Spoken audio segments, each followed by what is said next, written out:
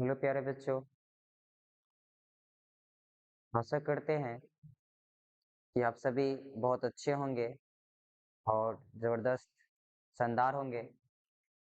कुछ टेक्निकल समस्या के कारण हमारी ऑनलाइन क्लासेस नहीं चल रही थी, लेकिन अब से हमारी ऑनलाइन क्लासेस आप लोगों के हमारे YouTube channel team Abhiranjan classes के प्लेटफॉर्म पे रेगुलर तौर पे हमारे चलेंगे, जितने भी क्लासेस हैं। बच्चों, आज जो हम लोग आप लोगों के सामने आए हैं वह हम आपको फिजिक्स के सब्जेक्ट को लेके आए हैं और फिजिक्स में हमें जो सबसे पहला चैप्टर है, जो बेसिस ऑफ, अगर हम फिजिक्स की बात करें, जिसके बिना हमारा फिजिक्स अधूरा रहता है, जिस चैप्टर का नाम होता है विज्ञान और मापन। जिस चैप्टर का नाम होता है विज्ञान और मापन, क्या बतलाया हमने? विज्ञान एवं मापन। विज्ञान एवं मापन। विज्ञान एवं मापन ये चैप्टर है जो फिजिक्स के अंतर्गत हमें पढ़ना रहता है। अगर इंग्लिश में बात करें तो इसे साइंस एंड मेजरमेंट मेजरमेंट कह सकते हैं, है कि नहीं? बच्चों, साइंस जो होता है ना, वह हमें विकास की ओर ले जाने वाला एक सब्जेक्ट होता है। आज जितने भी चीजें आप अब लोग देख रहे हैं, चाहे वो फैन हो, हम आपके सामने जो है, हम जो आपके सामने हैं, वह भी साइंस का ही देन है। आज आप हमें ऑनलाइन के माध्यम से देख पा रहे होंगे, वह भी साइंस का ही देन है। अगर आज ये नहीं हो पाता तो आप हमें नहीं देख पाते। तो जैसे आपने सुना होगा विज्ञान एवं प्रौद्योगिकी, जिसको इंग्लिश में कहते हैं साइंस एंड टेक्नोलॉजी। साइंस जो होता है एक थ्योरी है और टेक्नोलॉजी उसका प्रैक्टिकल सब्जेक्ट होता है। साइंस को हम पढ़ते हैं और प्रैक्टिकल के तौर पे उस बात को हम लोग समझते हैं। जैसे फोटोकेमिकल्स को थ्योरी अल्बर्ट आइंस्टीन ने दिया, वह साइंस में थ्योरी को बताया, लेकिन फोटोकेमिकल्स थ्योरीज के माध्यम से आज हम बहुत सारे चीजों का निर्माण कर रहे हैं। जैसे अगर हम बात करें विद्युत चुंबकीय प्रेरण के बारे में, माइकल फैराडे साहब ने बतलाया और माइकल फैराडे साहब उन्होंने थ्योरी दिया। माइकल फैराडे साहब ने उन्होंने क्या दिया? थ्योरी दिया। लेकिन टेक्नोलॉजी वह है जो इस थ्योरी का प्रयोग करके हम अपने जीवन में प्रैक्टिकल करते हैं। ये टेक्नोलॉजी होता है। ये हमारा क्या होता है? ये हमारा टेक्नोलॉजी होता है। फिजिक्स थ्योरी देता है, टेक्नोलॉजी उस थ्योरी का उपयोग करके अपने दैनिक जीवन में प्रयोग करने का काम करता है। तो चलो बच्चे, हम टाइम को नहीं गवाएंगे। ये जो सब्जेक्ट, जो ये चैप्टर जो हम पढ़ रहे हैं, ये चैप्टर 9th का बेसिस नीड्स, 9th ही नहीं 11th कहिए, 12th कहिए, 11th 12th नीट जेई जो भी कहिए उसको छोड़िए, ये साइंस का जड़ है। साइंस का मतलब ही होता है मेजरमेंट करना। फिजिक्स का मतलब ही होता है मेजरमेंट करना। जिस राशि को हम माप सकते हैं वही फिजिक्स के अंतर्गत पढ़ा जा सकता है। जिस राशि को मैं नहीं माप सकता हूं, मैं उस राशि के बारे में नहीं पढ़ सकता हूं। अगर जिस राशि को माप सकते हो तो फिजिक्स है ही नहीं, उसको फिजिक्स मानेगे ही नहीं। जैसे आज मैं आपको कह दूं कि आज हम बहुत खुश हैं, क्या आप हम आपको बता सकते हैं कि हम कितना खुश हैं? तो क्या ये फिजिक्स हो गया? नहीं। जिसको मैंने मेजरमेंट कर लिया, जिसको मैंने माप लिया, वही हमारा फिजिक्स कहलाता है। वही हमारा क्या कहलाता है? फिजिक्स कहलाता है। अर्थात फिजिक्स हम उसी को कह सकते हैं जिसको फिजिक्स के माध्यम से माप सकते हैं, अर्थात जिसको भौतिकी के नियमों में व्यक्त कर सकते हैं। फिजिक्स का जो रूल्स होता है ना, उस रूल्स में जिसको हम कन्वर्ट कर सकते हैं ना, वही हमारे लिए क्या कहलाता है? फिजिक्स कहलाता है। अन्यथा जिसको हम मेजरमेंट नहीं कर सकते हैं ना, उसको हम फिजिक्स नहीं कह सकते हैं। चलिए बच्चों, हम आगे चलते हैं अपने। तो सबसे पहले हम लोग जानेंगे कि साइंस आखिरकार है क्या। तो हम भौतिक को समझने से पहले हमको समझना पड़ेगा हमारा साइंस क्या होता है।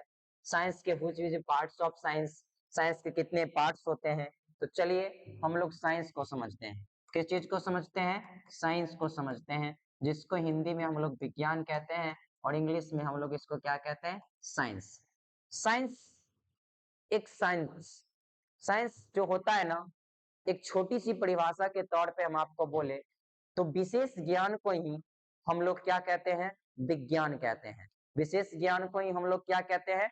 विज्ञान कहते हैं। लेकिन आज हम आप लोगों के सामने एक ऐसे स्टैंडर्ड परिभाषाओं को प्रस्तुत करेंगे जो बहुत ही स्टैंडर्ड परिभाषाएं के अंतर्गत हैं। इस चीज को समझते हैं।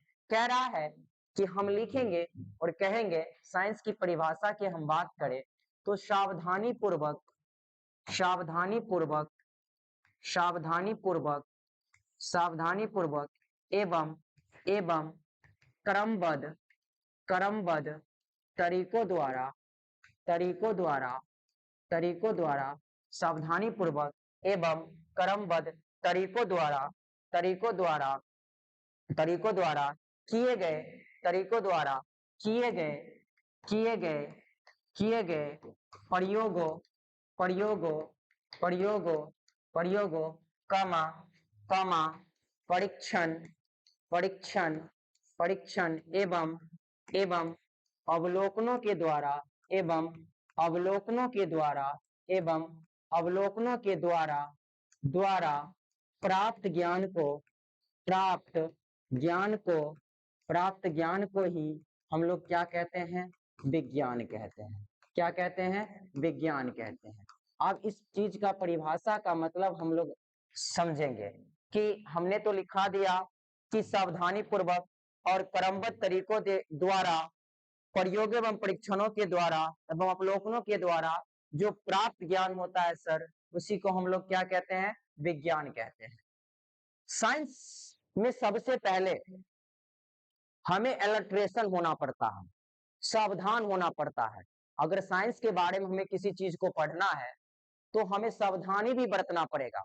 जैसे अगर हम साइंस के माध्यम से इलेक्ट्रिसिटी को ही उत्पन्न करते हैं तो इलेक्ट्रिसिटी को उत्पन्न करने से पहले हमें सावधान भी रहना पड़ेगा। यानी कि डायरेक्ट हम प्रयोग करने के लिए चल जाएंगे। उसके बाद क्रमबद्ध सीरियल वाइज पहले क्या करना है, पहले क्या करना है, ये नहीं कि जैसे करना है ये काम पहले बाद में करेंगे, ये नहीं। साइंस ये भी नहीं कहता है। साइंस का मतलब ही होता है एक सीरियल वाइज क्रमबद्ध तरीका से। उसके बाद हम उसको क्या करते हैं? उस पर प्रयोग करते हैं। प्रयोग करने के बाद उसका हम परीक्षण करते हैं कि इसमें क्या हुआ। उसके बाद अवलोकन कहने का मतलब उसको देखते हैं। इन सभी काम को करने के बाद हमारे पास कुछ ज्ञान होगा कि नहीं ज्ञान होगा? अगर हम लैब में जाके कुछ चीजों का प्रैक्टिकल किया, प्रयोग किया, उसके बाद परीक्षण किया, उसको देखा, परखा, समझा, तो उससे हमको क्या प्राप्त होगा? तो आप लोग कहिएगा ज्ञान प्राप्त होगा। और यही ज्ञान क्या कहलाता है? तो विज्ञान कहलाता है। आया ना परिभाषा? तो हमें कुछ ऐसे परिभाषाओं को देना पड़ता है जिसको हम अच्छे तरीकों से समझ सकते हैं। तो अगर आज हमें कोई पूछे तो हम साइंस के परिभाषा में कह सकते हैं कि सावधानी पूर्वक एवं क्रमबद्ध तरीकों द्वारा किए गए प्रयोगों परीक्षण एवं अवलोकनों के द्वारा जो हमें ज्ञान प्राप्त होता है उसी को हम लोग क्या कहते हैं? तो विज्ञान कहते हैं। उसी को हम लोग क्या कहते हैं? विज्ञान करते हैं। चलिए इसी के साथ हम आगे समझते हैं कि विज्ञान के कितने पार्ट्स होते हैं। हम ज्यादा चीजों को नहीं लेंगे कि विज्ञान का जनक कौन है। आप लोग इतने बच्चे नहीं हैं जिसके बारे में आप लोग नहीं जानते हैं।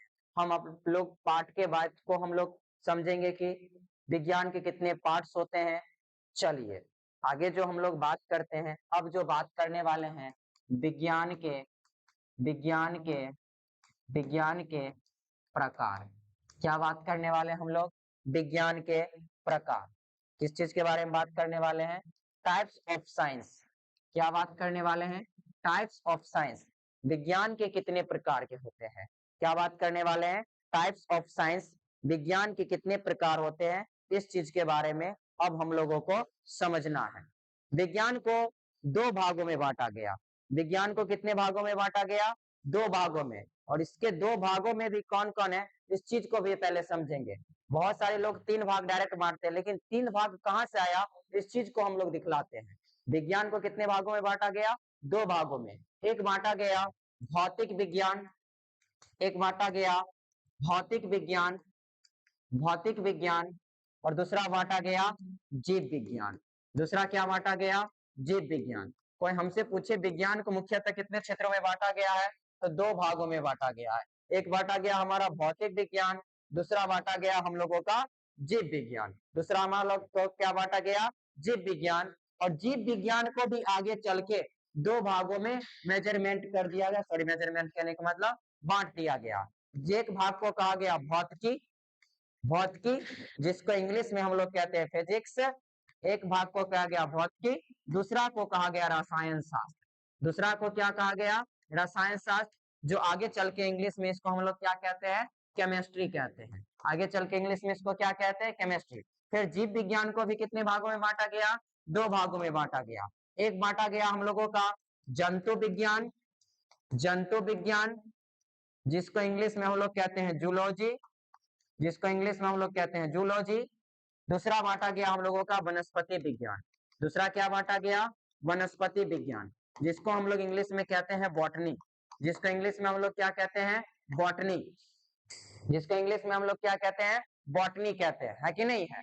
तो पूछेगा हमसे कि विज्ञान के मुख्यतः कितने भागों में बांटा गया, तो हम लोगों का जवाब आना चाहिए विज्ञान को मुख्यतः 2 भागों में बांटा गया। एक बांटा गया हम लोगों का भौतिक विज्ञान में, दूसरा हम लोगों को बांटा गया जीव विज्ञान में। दूसरा किस चीज में बांटा गया? हम लोगों को जीव विज्ञान में बांटा गया। और आगे चल के इस भौतिक विज्ञान को भी कितने भागों में बांटा गया? 2 भागों में। एक भाग को कहा गया भौतिकी और दूसरा भाग को कहा गया रसायन शास्त्र। आगे चलकर फिर से जीव विज्ञान को भी कितने भागों में बांटा गया? 2 भागों में बांटा गया। एक बांटा गया जंतु विज्ञान में, दूसरा बांटा गया वनस्पति विज्ञान में। दूसरा किस में बांटा गया? वनस्पति विज्ञान में बांटा गया। चलिए, तो अब जो हम लोग बात करने वाले हैं वह बात करने वाले हैं ये फिजिक्स, भौतिकी के बारे में। हमने पहले ही बतला चुके हैं आप लोगों को कि हम जो पढ़ने वाले हैं वह पढ़ने वाले हैं फिजिक्स के बारे में। और फिजिक्स में क्या? यूनिट एंड डायमेंशन, जो किसी भी कॉम्पिटिटिव एग्जाम हो या मेरा बोर्ड एग्जाम हो, इससे क्वेश्चन हमेशा बनता है और इसके बिना फिजिक्स अधूरा है। और जिस फिजिक्स को अगर हमें समझना है तो पहले हमें मापन राशियों को समझना पड़ेगा, कि जिस राशि को हमने पहले ही बता दिया कि जिस राशि को हम माप सकते हैं वही राशि फिजिक्स के अंतर्गत आएगी। जिस राशि को मैं नहीं माप सकता हूं वह राशि फिजिक्स के अंतर्गत नहीं आएगी। तो चलिए हम टाइम को नहीं वेस्ट करते हुए अपने आगे बढ़ते हैं, फिजिक्स समझते हैं कि फिजिक्स क्या है, और फिजिक्स के साथ साथ हम लोग चैप्टर के तरफ बढ़ेंगे। अब हम लोग समझते हैं कि भौतिकी क्या होता है। भौतिकी क्या होता है, जिसको हम लोग इंग्लिश में फिजिक्स कहते हैं, जिसको हम लोग इंग्लिश में फिजिक्स कहते हैं। अब इस चीज की परिभाषा को समझते हैं। लिखेंगे कि विज्ञान की विज्ञान की वैसी शाखा वैसी शाखा वैसी शाखा जिसके जिसके जिसके अंतर्गत अंतर्गत एवं जिसके अंतर्गत हम हम हम प्रकृति प्रकृति प्रकृति एवं एवं प्राकृतिक प्राकृतिक प्राकृतिक घटनाओं से घटनाओं का अध्ययन करते हैं अध्ययन करते हैं अध्ययन करते हैं अध्ययन करते हैं कामा कामा उसे उसे भौतिकी कहते हैं, कामा उसे भौतिकी कहते हैं, कामा उसे भौतिकी कहते हैं, है कि नहीं है? देखिए, अगर हम बात करें तो फिजिक्स ऑफ फादर की हम बात करें तो भौतिकी के पिता कौन है, तो ऐसा कोई साक्ष्य नहीं है। कोई कोई बुक जो होता है वह न्यूटन को भी फिजिक्स ऑफ फादर मानता है और गैलीलियो को भी फिजिक्स ऑफ फादर मानता है, दोनों को मानता है और दोनों ने अपना अपना अहम योगदान दिया है। तो फिजिक्स ऑफ फादर के तौर में हम गैलीलियो को भी कह सकते हैं और न्यूटन को भी कह सकते हैं। दोनों ने अपने अपने क्षेत्र में बहुत योगदान दिया फिजिक्स के क्षेत्र में, जिसका आज हमारे दैनिक जीवन में बहुत ही ज्यादा क्या है, उपयोग है, और जिसकी हम कल्पना भी नहीं कर सकते हैं कि इन लोगों ने हमें कितना साइंस के क्षेत्र में जानने के लिए रास्ता खोल के गया है कि नहीं है। चलिए, तो अब हम लोग फिजिक्स के अंतर्गत फिजिक्स जान गए, साइंस जान गए। अब हम अपने पढ़ाई जो मेरा मेन चैप्टर है उस चीज के बारे में आते हैं, उस चीज के बारे में आते हैं कि जिसका नाम है मापन। मापन, मापन, जिसको हम लोग इंग्लिश में कहते हैं मेजरमेंट। मेजरमेंट, जिसको यूनिट एंड डायमेंशन भी कह सकते हैं हम लोग। यूनिट का मतलब मात्रक एवं विमाएं, मात्रक एवं विमाएं, जहां से हर एग्जाम में क्वेश्चन बनता ही बनता है, ये तो जान लीजिए। अब मापन को समझते हैं क्या है, कि मापन क्या है। मापन विज्ञान पर आधारित होता है। किसी भी राशि को एक मानक राशि को मानकर, किसी भी राशि को एक मानक राशि को मानकर, देखिए फिजिक्स जो है ना इमेजिनरी है, ये तो मानना पड़ेगा आप, काल्पनिक चीजें हैं, इसको हम मान के ही चलना पड़ता है। जैसे हम कहेंगे कि 1 मीटर में कितना सेंटीमीटर होता है, तो आप कहिएगा 100 सेंटीमीटर। लेकिन कुछ लोग ऐसे होंगे जो कहेंगे काहे माने 100 सेंटीमीटर, हम 200 सेंटीमीटर से मान सकते हैं। तो मानने के लिए वही ना बताए कि मापन एक मानक प्रक्रिया है जिसको हमारे पूर्वजों ने मापते आया है, और हमें भी इसी चीज को मानना पड़ेगा। हमें भी इस चीज को क्या करना पड़ेगा, मानना पड़ेगा। चलिए, तो हम मापन की परिभाषा लिखे, तो मापन की परिभाषा लिखे तो किसी भी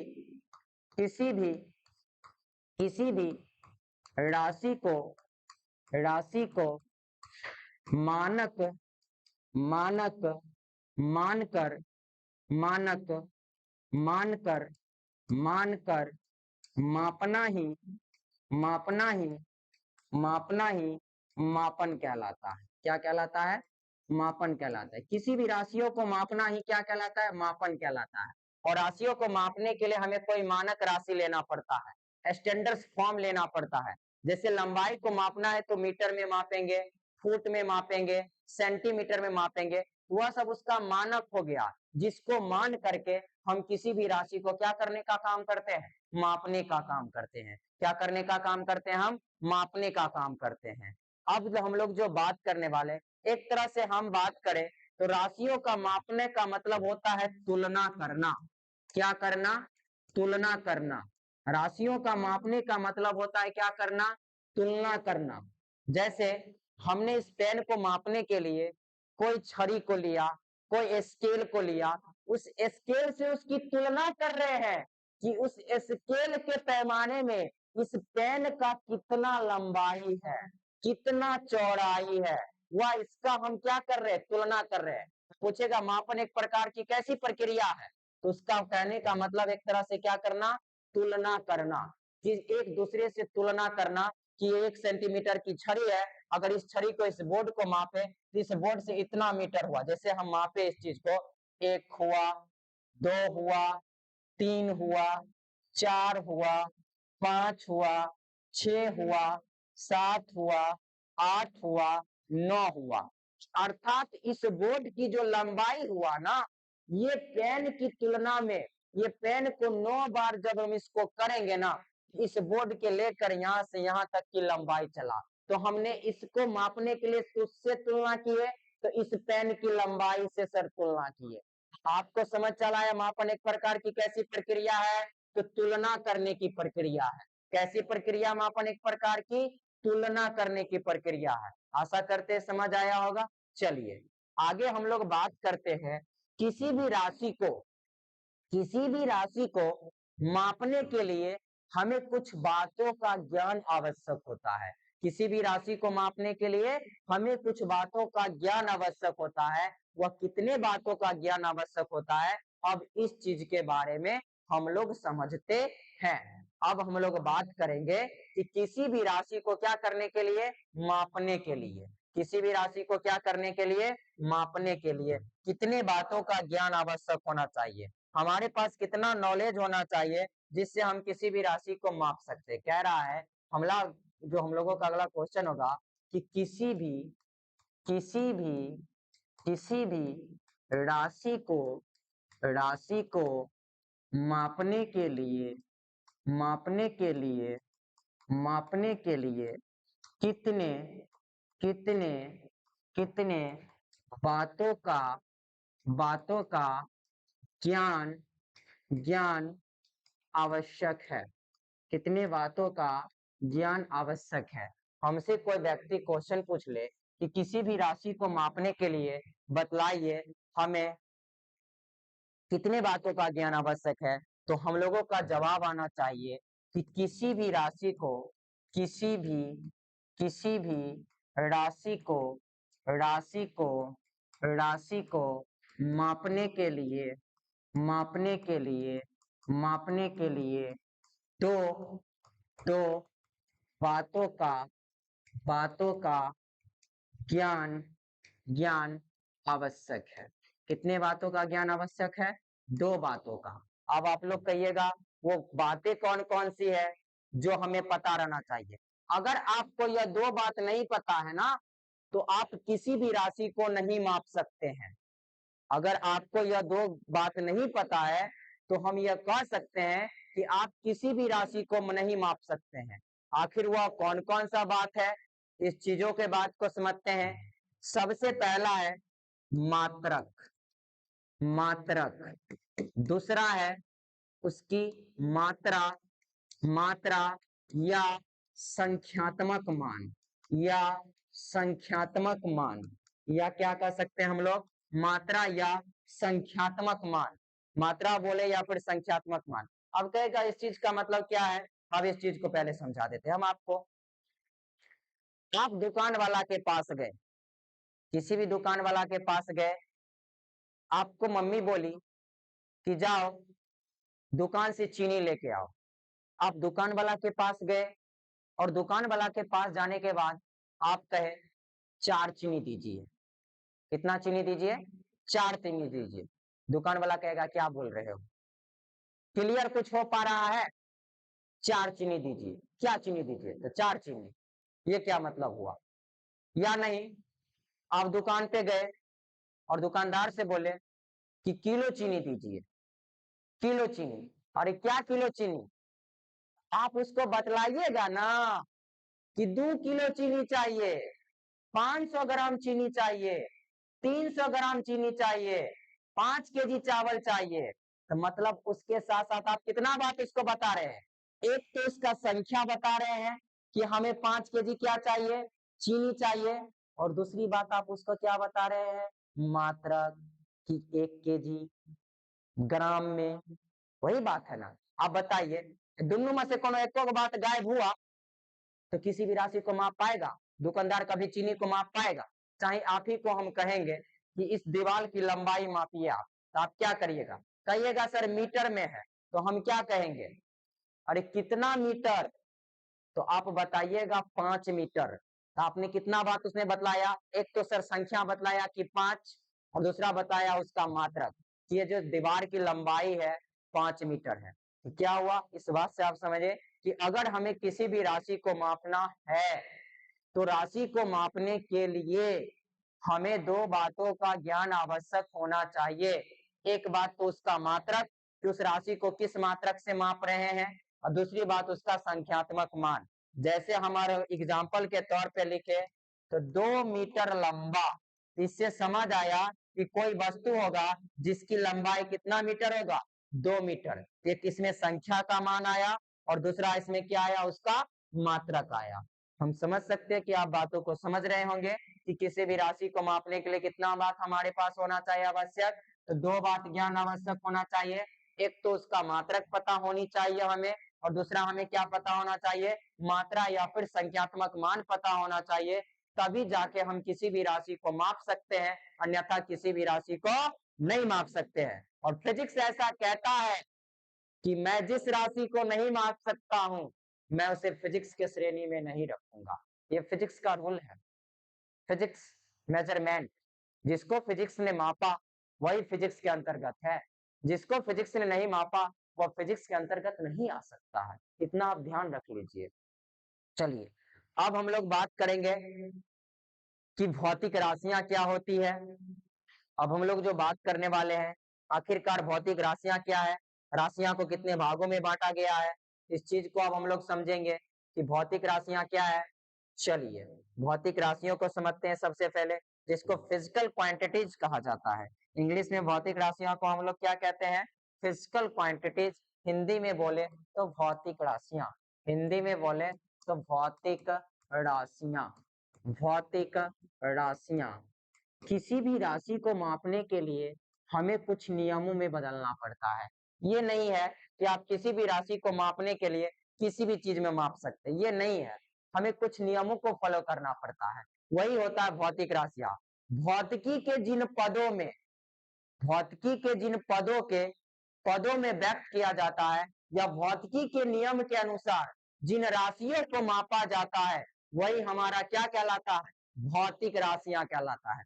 फिजिक्स जो रूल कहता है, उस रूल के अनुसार किसी भी राशि को व्यक्त करना, किसी भी राशि को मापना, किसी भी राशि को मेजरमेंट करना ही क्या कहलाता है? तो भौतिक राशि कहलाता है। क्या कहलाता है? भौतिक राशि कहलाता है। किसी भी राशि को हम कहे तो भौतिकी के भौतिकी के नियमों के नियमों के नियमों के पदों में व्यक्त करना व्यक्त करना या फिर मापना, व्यक्त करना ही क्या कहलाती है? भौतिक राशियां कहलाती है। क्या कहलाती है? भौतिक राशियां कहलाती है। पूछेगा हमसे भौतिक राशियां क्या है ना, क्या है? तो हम कह सकते हैं कि भौतिकी के नियमों के अनुसार या भौतिकी के नियम के जो पद है, उस पद में व्यक्त करना, उस पद में उस राशि को मापना, उस पद में उस राशि को तुलना करना, क्योंकि मापन का मतलब ही होता है तुलना करना। मापन का मतलब ही क्या होता है? तुलना करना ही क्या कहलाता है? भौतिक राशियां। जैसे हम कुछ उदाहरण लिखे, दूरी दूरी बल बल विस्थापन विस्थापन समय समय चाल चाल वेग etc। अर्थात भौतिकी के नियम में, अर्थात जिस राशि को मैंने व्यक्त कर दिया, जिस राशि को मैंने माप लिया, जिस राशि को मैंने तुलना कर दिया, सभी का सभी राशि क्या कहलाएगा? भौतिक राशियां कहलाएगी। जैसे दूरी हो गया, बल हो गया, विस्थापन हो गया, समय हो गया, चाल हो गया, वेग हो गया, ये सभी क्या कहलाते हैं? तो भौतिक राशियां कहलाते हैं। क्योंकि इन सभी को भौतिकी के नियमों या भौतिकी के नियमों के अनुसार हम क्या कर सकते हैं? माप सकते हैं। भौतिकी के नियमों के अनुसार हम इसे क्या कर सकते हैं? माप सकते हैं। इसलिए इस सभी राशि को भौतिक राशियां कहते हैं। क्या कहते हैं? इन सभी राशियों को भौतिक राशियां कहते हैं। चलिए, भौतिक राशियां आगे चल के कितने प्रकार के होते हैं, ये चीज को हमको समझना है। भौतिक राशियां के कितने प्रकार होते हैं, अब इस चीज के बातों को समझते हैं। आप नोट करते चलिएगा। चलिए, हम बात कर रहे हैं कि भौतिक राशियां कितने प्रकार के होते हैं। हमको जो अगला पॉइंट होगा वह होगा कि भौतिक भौतिक राशियां राशियां कितने कितने कितने प्रकार के कितने प्रकार के होते हैं। पूछेगा भौतिक राशियां कितने प्रकार के होते हैं, तो हम लोगों का जवाब आना चाहिए हम लोगों को जवाब आना चाहिए हम लोगों को जवाब आना चाहिए कि हम लोगों का जवाब आना चाहिए कि भौतिक राशियां कि भौतिक राशियां राशियां भौतिक राशियां दो प्रकार के होते हैं। कितने प्रकार के होते हैं? दो प्रकार के दो प्रकार के दो प्रकार के दो प्रकार के होते हैं। हमसे कोई पूछेगा भौतिक राशियां कितने प्रकार के होते हैं, तो हम लोगों का जवाब आना चाहिए कि भौतिक राशियां दो प्रकार के होते हैं। कौन कौन होता है?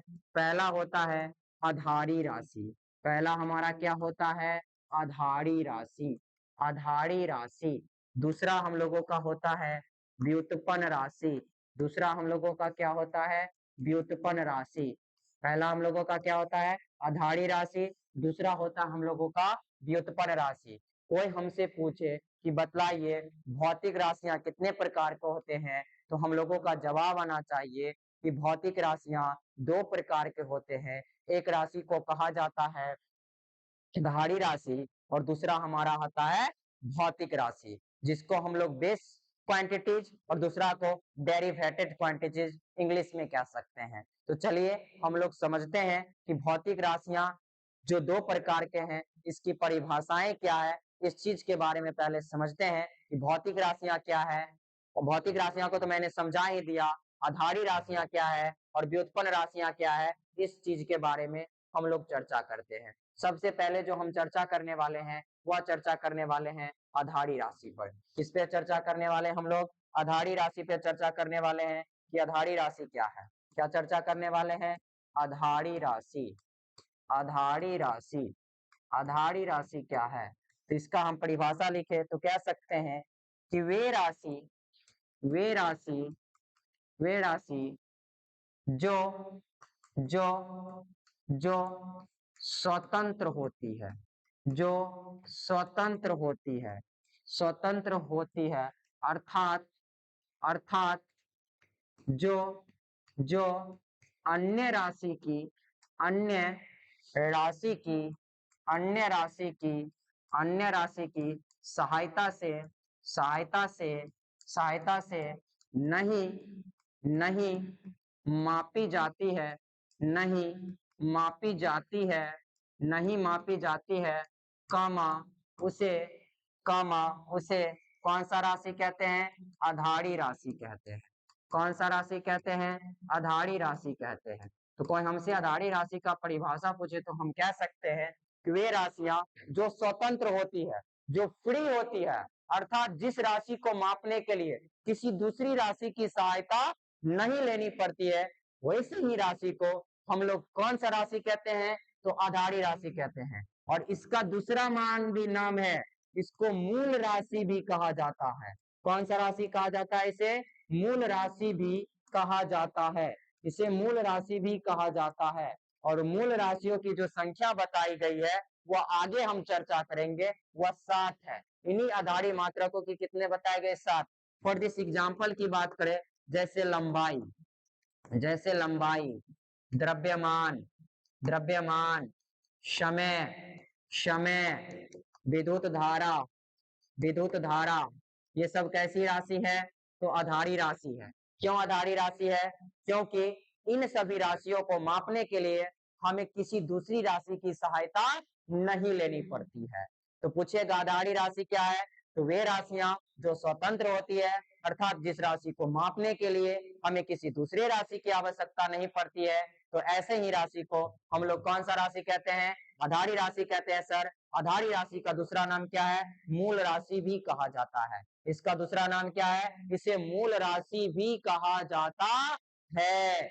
चलिए, उसके बाद हम दूसरा, जैसे लंबाई हो गया, द्रव्यमान हो गया, समय हो गया, विद्युत धारा हो गया, ये सब जो राशियां होती है ये सब आधारी राशियों के अंतर्गत आती है। चलिए, आगे हम लोग जो बात करने वाले हैं वह बात करने वाले हैं व्युत्पन्न राशि पर। किस पे बात करने वाले हैं? व्युत्पन्न राशि को हम बात करने वाले हैं और यही हमारा लास्ट पॉइंट होगा। इसके आगे हम कल देखेंगे। दूसरा जो हम लोगों का है वह है व्युत्पन्न राशि। दूसरा हम लोगों का क्या है? व्युत्पन्न राशि। व्युत्पन्न राशि को हम समझ सकते हैं कि व्युत्पन्न राशि क्या है। व्युत्पन्न राशि की अगर हम परिभाषा लिखे तो हम कह सकते हैं कि वे राशि, वे राशि जो जो आधारी राशि की सहायता से, जो आधारी राशि की सहायता से, आधारी राशि की सहायता से, सहायता से, सहायता से मापी जाती है, वे राशि जो आधारी राशि की सहायता से मापी जाती है, मापी जाती है, मापी जाती है, कामा उसे, कामा उसे व्युत्पन्न, व्युत्पन्न, व्युत्पन्न राशि कहते हैं। उसे क्या कहते हैं हम लोग? व्युत्पन्न राशि कहते हैं। अर्थात जो राशि स्वतंत्र नहीं मानी जाती है, दूसरे राशि पर निर्भर करती है, दूसरे नहीं आधारी राशि की सहायता से मापी जाती है, वैसे ही राशि को हम लोग कौन सी राशि कहते हैं? व्युत्पन्न राशि कहते हैं। और व्युत्पन्न राशि की संख्या अनंत है। व्युत्पन्न राशि की संख्या क्या है? अनंत है। लेकिन मैंने आधारी राशि की संख्या कितना बतलाया? 7। कितना बतलाया? 7। लेकिन व्युत्पन्न राशि की संख्या क्या है? अनंत है। इसके एग्जाम्पल की तौर पे अगर हम बात करें तो जैसे हम लोगों का क्षेत्रफल हो गया, क्षेत्रफल हो गया, उसके बाद आयतन हो गया, आयतन हो गया, चाल हो गया, वेग हो गया, त्वरण हो गया, बहुत सारे ये सभी किसके अंतर्गत आते हैं? तो व्युत्पन्न राशि के अंतर्गत आते हैं। तो हम आशा करते हैं कि आप व्युत्पन्न राशि को भी समझ गए होंगे कि व्युत्पन्न राशि क्या है। वे राशि जो स्वतंत्र नहीं होती है, अर्थात जो दूसरी राशि की सहायता से मापी जाती है, अर्थात जो आधारी राशि की सहायता से मापी जाती है। तो ऐसे ही राशि को हम लोग कौन सा राशि कहते हैं? तो व्युत्पन्न राशि कहते हैं। कौन सा राशि कहते हैं? व्युत्पन्न राशि कहते हैं। और व्युत्पन्न राशि की जो संख्या होती है वह अनंत होती है। वह अनंत कहेगा सर कैसे? जैसे अगर हम क्षेत्रफल की बात करें, जैसे हमने बताया था कि लंबाई का क्या होता है, तो क्षेत्रफल बराबर होता है किसी भी लेंथ की गुना हम बेस में कर देते हैं, अर्थात लंबाई गुना चौड़ाई। लंबाई को किस चीज से मापते हैं? अर्थात मीटर से मापते हैं। चौड़ाई भी एक प्रकार की दूरी है, उसको भी मीटर से मापते हैं। मीटर मीटर क्या हो जाएगा? Metre square. मीटर मीटर क्या हो जाएगा? Metre square. तो अर्थात लंबाई एक प्रकार का क्या है? दूरी है। और लंबाई किसके अंतर्गत आता है? आधारी मात्रक के अंतर्गत आता है। चौड़ाई भी एक प्रकार का क्या है? दूरी है। चौड़ाई को एक तरह से हम लंबाई ही कह सकते हैं, उसको भी मापने के लिए मीटर का ही इस्तेमाल करते हैं। अर्थात मीटर का इस्तेमाल किया, अर्थात किस राशि का इस्तेमाल किए? तो आधारी राशि का उपयोग किए। कौन सा राशि का उपयोग किए? आधारी राशि का उपयोग किए। तो जो राशि आधारी राशि की सहायता से मापते हैं उसी राशि को हम लोग कौन सा राशि कहते हैं? तो व्युत्पन्न राशि कहते हैं। कौन सा राशि कहते हैं? व्युत्पन्न राशि कहते हैं। चलिए इसी के साथ हम अपनी सेशन को यहीं पे अब विराम देंगे। बच्चों, हमने आप लोगों के लिए जो वीडियो बनाया है बहुत ही, इसमें हम आप लोगों के पीछे मेहनत करके आए, और अब हमारी जो वीडियो होगी वह कंटिन्यूअस चलते रहेगा। कल में हम लोग जानेंगे कि मात्रक क्या है, आधारी मात्रक किसको कहते हैं, व्युत्पन्न मात्रक क्या है। उसके बाद हम ये जानेंगे कि मात्रकों की पद्धतियां कितने हमारे दुनिया में प्रचलित थी। तो आपको पता है 3 प्रकार की पद्धतियां प्रचलित थी, एफपीएस, सीजीएस, एमकेएस। उसके बाद अंतरराष्ट्रीय पद्धति का निर्माण किया गया। इन सभी पढ़ने के बाद हम ये जानेंगे कि किस राशि को किससे मापा जाता है, आधारी राशि क्या है। उसमें ये भी जानने का कोशिश करेंगे कि आधारी राशि की सहायता क्या है, किसी भी राशि का मात्रक कैसे निकालते हैं, किसी भी राशि का डायमेंशनल कैसे निकालते हैं, विमीय सूत्र कैसे निकालते हैं, ये सब हम आगे की क्लास में जानेंगे। और यहाँ से क्वेश्चन हर कॉम्पिटेटिव एग्जाम तक पूछा जाता है। ये हमारे बोर्ड स्कूल एग्जाम तक ही नहीं सीमित है। ये चैप्टर को समझ गए वही फिजिक्स को स्ट्रॉन्ग कर सकता है। जिसका ये चैप्टर कमजोर है वह फिजिक्स को कहीं जाके नहीं समझ सकता, ये तो चैलेंज दे सकते हैं। जिसका ये चैप्टर मजबूत है वही जाके व्यक्ति फिजिक्स को समझ सकता है। जिस प्रकार केमिस्ट्री को समझने के लिए हमें एलिमेंट्स के बारे में जानना पड़ता है, जिसने एलिमेंट्स के बारे में नहीं जाना वह केमिस्ट्री के बारे में नहीं जान सकता है। उसी प्रकार हमें फिजिक्स में जानने के बारे में मेजरमेंट को जानना पड़ेगा, मापन क्या होता है, मात्रक क्या होता है, डायमेंशनल क्या होता है। इन सभी बेसिक जानकारी हमारे पास रहेगा तभी जाके हम किसी भी राशि के बारे में पढ़ सकते हैं। चलिए इसी के साथ अपने सेशन को हम विराम देते हैं। और आपको यह सेशन कैसा लगा आप हमें कमेंट बॉक्स में जरूर बतलाइएगा, ताकि एक टीचर के लिए वह मोटिवेट होता है और हमें जागरूकता अंदर से करता है कि और भी हम आप सभी के लिए अधिक से अधिक वीडियो बनाएं, जिससे के माध्यम से आप लोग हमें अधिक से अधिक सपोर्ट कीजिए। चलिए इसी के साथ हम मनोरंजन क्लासेस के प्लेटफॉर्म पे आप सभी बच्चों को फिर से स्वागत करते हैं। इसी के साथ अपने साथ बातों को विराम देते हैं। जय हिंद, जय भारत।